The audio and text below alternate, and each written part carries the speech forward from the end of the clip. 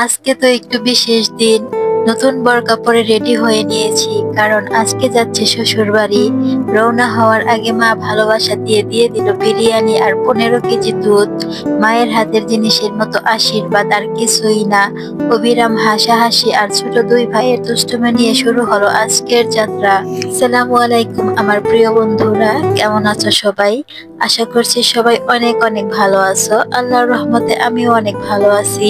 তোমরা যারা আমার আগের ভিডিওটি দেখেছো তারা অবশ্যই দেখেছো যে কালকে আমরা মার্কেট করতে গেছিলাম, আর সেখান থেকে তো আমরা অনেক কিছু কেনাকাটা করেছি।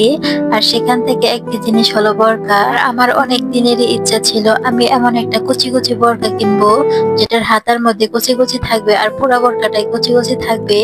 এই বোরকাগুলো তো আমার কাছে অনেক বেশি ভালো লাগে, তাই কালকে মার্কেটে গিয়ে কিনেও ফেলেছি। আজকে তো আমি আমার শ্বশুর বাড়ি চলে যাচ্ছি, তাই মা আমাদের জন্য বিরিয়ানি রান্না করেছে, যাতে করে বাড়িতে যাওয়ার পর আর কষ্ট করে আমাকে রান্না করতে না হয়।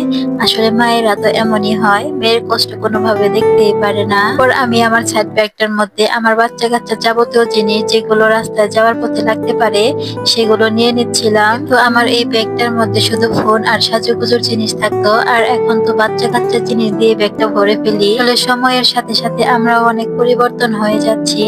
আর এই তো দেখুন আমার ব্যাগের অবস্থা, এত জিনিস ভরেছি যে কি আর বলবো, উসাই করতে পারতেছিলাম না। প্রত্যেকবারই যাওয়ার সময় মা আমাদের জন্য অনেক অনেক দুধ দিয়ে দেয়। কেউ মা সকাল সকাল গাভীর দুধ দহন করেছে, তাই দুধগুলো যাতে নষ্ট না হয়ে যায় ফ্রিজে রেখে দিছিল। এখন তো আমাদের যাওয়ার সময় হয়ে গেছে, তাই আমি ফ্রিজ থেকে বের করে দুধগুলোকে ব্যাগের ভিতরে ভরে নিচ্ছিলাম। তো কি তাই বাড়িতে গিয়ে কষ্ট করে যদি আদা রসুন ছিলে ব্লেন্ডার করতে কষ্ট হয়, তার জন্য মা আমার জন্য আগে থেকে আদা রসুন ছিলে ব্লেন্ডারও করে দিয়ে দিল, যাতে করে বাচ্চা কাচ্চা নিয়ে পরে আর কষ্ট না হয়। তো আরো অনেক কিছু দিয়ে দিয়েছে, সেগুলো আমি আগে ব্যাগে ভরে ফেলেছি, তাই এখন আর নতুন করে দেখালাম না। এই তো এখন আমরা বের হয়ে পড়েছি। আমরা কিন্তু প্রত্যেকবারই যাওয়া আসার সময় রিক্সা ভাড়া করে নিই, কেননা আমরা তো গাড়িতে উঠতেই পারি না। গাড়িতে উঠলে আমার কাছে অনেক বমি বমি লাগে, তাই সবসময় আমি রিক্সা দিয়ে যাওয়া আসা করি। আর এই তো আমার রিক্সার অবস্থাটা দেখুন, আমার ব্যাগ দিয়ে তো মা একদম রিক্সাটা ভর্তি করে ফেলেছে।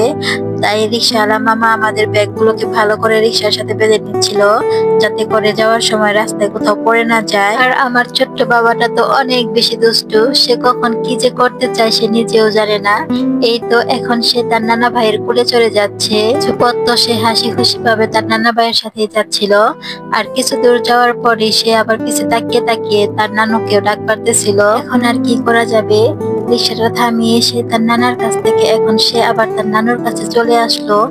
বলুন তো এত দুষ্ট হলে কি চলে? আজকে কিন্তু আমি আমার শ্বশুর বাড়িতে আমার মা বাবাকেও সঙ্গে করে নিয়ে যাচ্ছি। যাওয়ার সময় তো অনেক বেশি ভালোই লাগতেছিল, কিন্তু যখন বাড়িতে রেখে আবারও তারা চলে আসবে, তখন সত্যি কথা বলতে মনটা অনেক বেশি খারাপ হয়ে যায়। তো কিছু পথ গেলেই আমি আমার শ্বশুর বাড়ি পৌঁছে যাব। আমি আমার আজকের ভিডিওটি এইখানেই শেষ করতেছি। সবাই অনেক অনেক ভালো থেকো, সুস্থ থেকো, সবাইকে আল্লাহ হাফেজ।